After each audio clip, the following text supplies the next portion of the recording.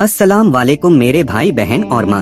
एक घमंडी राजकुमारी की कहानी। लेकिन उससे पहले आज से मैं सवाल जवाब का नया वीडियो ला रहा हूँ। मैं आपसे सवाल करूँगा और आप उसका जवाब देंगे और जिसका जवाब सही होगा उसका अगली वीडियो में नाम बोला जाएगा। सवाल, किस आदमी की दुआ कबूल नहीं होती, मतलब वह कौन सा शख्स है जिसकी दुआ रद्द हो जाती है। हाँ अजीजों, एक ऐसा शख्स है जिसका दुआ कबूल नहीं होगी, बताइएगा जरूर। चलिए कहानी की ओर।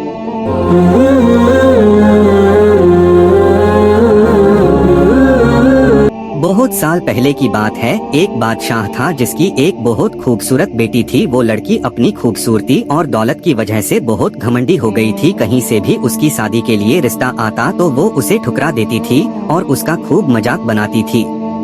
एक दिन बादशाह ने एक बहुत बड़ी दावत रखी और उसमें शहजादी से शादी करने वाले तमाम शहजादों को बुलाया। सब लोग अपने अपने मर्तबे के हिसाब से कुर्सियों पर बैठ गए। फिर शहजादी इस दावत में कई चीजों के साथ बहुत घमंडी अंदाज में आई और वो जिस भी शहजादे के पास से गुजरती तो वो उसे बहुत नीची नजरों से देखती। फिर वो एक शहजादे के पास पहुंची जो बहुत ज्यादा मोटा था, तो शहजादी ने उसका मजाक उड़ाते हुए अपनी कनीज से कहा, देखो ये तो आटे का बोरा है। जब दूसरे शहजादे के पास पहुंची तो कहा कि ये तो कोई खंभा है, और जब तीसरे शहजादे के पास गई तो कहा ये तो सफेद चूहा है। इसी तरह शहजादी हर शहजादे की बेइज्जती करती रही। लेकिन एक शहजादे को तो देखकर उसे बहुत हंसी आई क्योंकि उसने दाढ़ी रखी हुई थी। शहजादी ने उसका मजाक उड़ाते हुए कहा कि जरा देखो तो इसने कैसे अपने चेहरे पर घास फूस उगा रखा है। बादशाह ने जब ये देखा कि कैसे मेरी बेटी मेहमानों का मजाक उड़ा रही है तो बादशाह को बहुत गुस्सा आया और उसने ये भरे दरबार में ऐलान कर दिया कि शहजादे पसंद करे या न करें, लेकिन मैं इसकी शादी किसी गरीब या फकीर से करवाऊंगा। इस ऐलान के बाद तमाम लोग वहां से चले गए।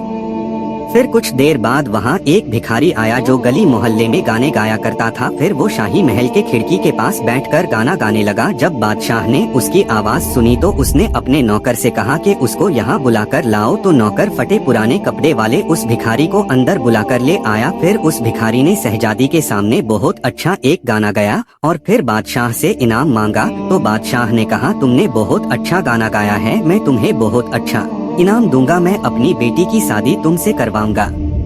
शहजादी ने जब ये सुना तो वो हैरान हो गई। उसने बहुत ज्यादा ड्रामा किया लेकिन बादशाह ने उसकी एक ना सुनी। बादशाह ने उसे डांटते हुए कहा कि मैंने मेहमानों के सामने ये वादा किया था कि मैं तुम्हारी शादी किसी भिखारी से करूंगा, अब मैं वो कसम पूरी कर रहा हूँ।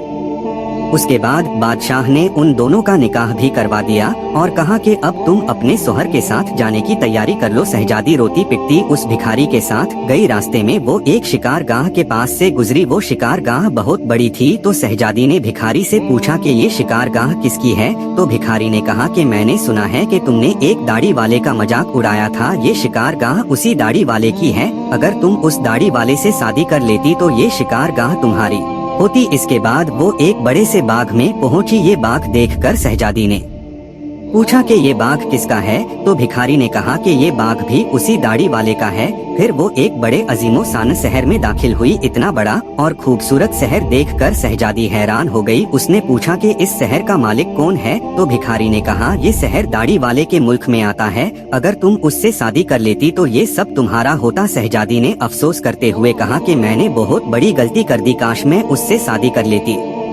तो भिखारी ने नाराज होते हुए कहा कि मुझे उससे कोई मतलब नहीं, मगर तुम मेरे होते हुए किसी दूसरे मर्द की बातें क्यों कर रही हो, क्या मुझ में कोई कमी है। इसके बाद वो एक छोटी सी झोपड़ी के पास पहुँचे तो शहजादी ने कहा कि कैसी बेकार और छोटी सी झोपड़ी है। तो भिखारी बोला कि ये मेरा घर है और यही वो जगह है जहाँ हमें जिंदगी गुजारनी है। तो शहजादी बोली कि तुम्हारा नौकर कहाँ है। तो भिखारी बोला कि हमें नौकरों से क्या काम, तुम हर काम कर सकती हो, चलो अब तुम आग जलाओ और मेरे लिए खाना बनाओ, मैं बहुत थक चुका हूँ।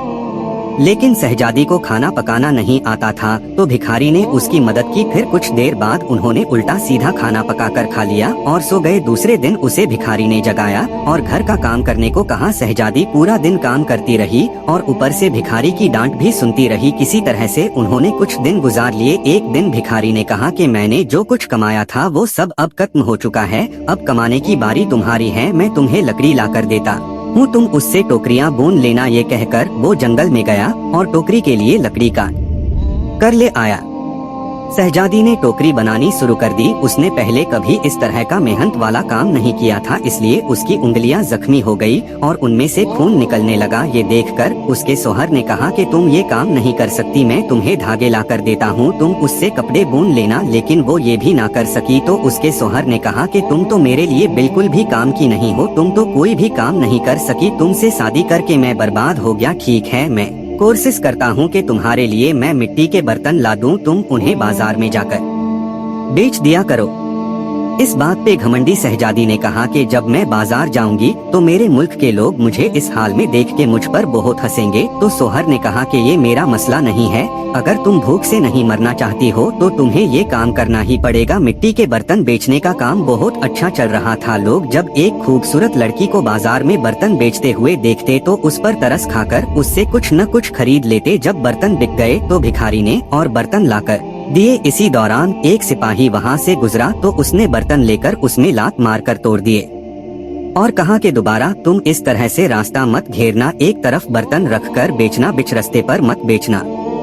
शहजादी बहुत परेशान हुई। उसने सारा वाकया घर आकर अपने शौहर से बताया। शौहर ने कहा तुम बिल्कुल पागल हो, तुमसे किसने कहा था कि तुम बर्तनों को ऐसे बीच बाजार में रखकर बेचो, आखिर वहाँ से लोगों को निकलने में परेशानी होती होगी। मुझे लगता है कि तुम ये भी नहीं कर सकती, ये तुम्हारे बस का काम नहीं है।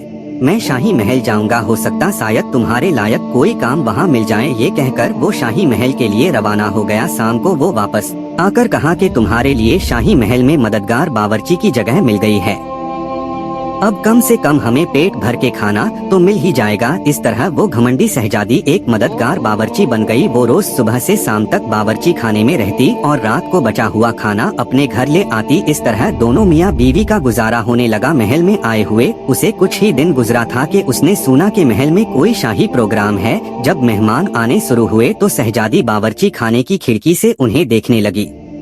गुलाम कीमती कपड़ों में मेहमानों का इस्तकबाल कर रहे थे। हर तरफ शानो शौकत और धूमधाम नजर आ रही थी, लेकिन शहजादी अपनी किस्मत पर आंसू बहा रही थी और अपने तकब्बुर और बेवकूफी पर पछता रही थी। उसी दौरान वहाँ कुछ कनीजे आई जिन्होंने शहजादी को लजीज खाने दिए। शहजादी ने उस खाने को टोकरी में रख लिए और घर की तरफ चल दी। अभी वो महल के दरवाजे से गुजर ही रही थी कि अचानक बहुत कीमती पोशाक पहने हुए एक आदमी ने उसका रास्ता रोका। शहजादी ने जब उसकी तरफ देखा तो ये वही दाढ़ी वाला बादशाह था जिसका उसने मजाक उड़ाया था। वो खौफ से कांपने लगी। बादशाह उसे लेकर महल में पहुंचा। इतने सारे लोगों को देखकर उसका अपने ऊपर काबू नहीं रहा और घबराहट में उसके हाथ से टोकरी गिर गई और उसमें से खाना निकलकर चारों तरफ बिखर गया। तमाम दरबारी हंसने लगे। शहजादी का उस वक्त हाल ऐसा था कि किसी तरह जमीन फट जाती और वो उसमें समा जाती। उसने झटके से अपना हाथ छुड़ा लिया और भागना चाहती थी। फिर बादशाह ने उसे दोबारा पकड़ लिया और नरमी से बोले कि डरो मत, क्या तुम मुझे नहीं पहचानती हो? मैं वही भिखारी हूँ जो तुम्हारे साथ झोपड़ी में रहता था और मैं वही सिपाही हूँ जिसने तुम्हारे बर्तन तोड़े थे। ये सब कुछ मैंने तुम्हारे लिए इसलिए किया क्योंकि मैं तुम्हें पसंद करता था और तुमसे शादी करना चाहता था। अब तुम्हारे घमंड का इलाज हो चुका है। मैं वही भिखारी हूँ जिसके साथ तुम रहा करती थी। अब तुम्हें अच्छा सबक मिल गया है। पिछली बातों को भूल जाओ और देखो हमारी शादी की तैयारियाँ हो रही है। उसी वक्त कनीजे आई और उसे अपने साथ ले गई। फिर शहजादी को नहलाकर उसे दुल्हन का लिबास पहनाया गया। फिर जब वो दोबारा वहाँ आई तो देखा कि उसके माँ बाप और तमाम दरबारी वहाँ मौजूद थे। लोगों ने उसे मुबारकबाद दी। उस वक्त शहजादी बिल्कुल बदल गई थी। उसका गुरूर, उसका घमंड सब खत्म हो चुका था। उसने जिंदगी गुजारने का ढंग सीख लिया था। सबक दोस्तों, हालात जैसे भी हों, इंसान को कभी तकब्बुर और घमंड नहीं करना चाहिए। अल्लाह ताला का हमेशा शुक्र अदा करना चाहिए। तो कैसी लगी यह कहानी? अगर अच्छी लगी हो तो हमारे चैनल को सब्सक्राइब करके इस वीडियो को लाइक कर दें और कमेंट में जवाब जरूर दें। अगर जवाब नहीं मालूम है तो कल की वीडियो में हम जवाब देंगे। खुदा हाफिज।